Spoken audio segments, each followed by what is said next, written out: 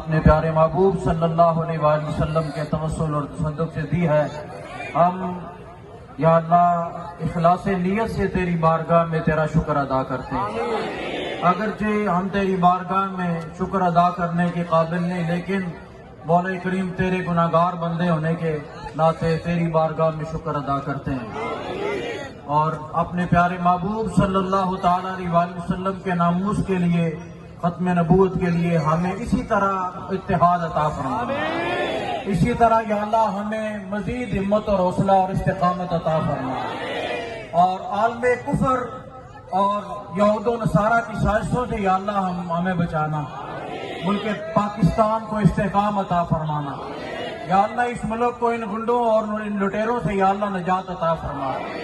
یا اللہ ہم سب کو مزید استقامت عطا فرما. امیر مجاہدین کی قبر پاک پہ کروڑوں اربوں رحمتوں کا نزول فرما.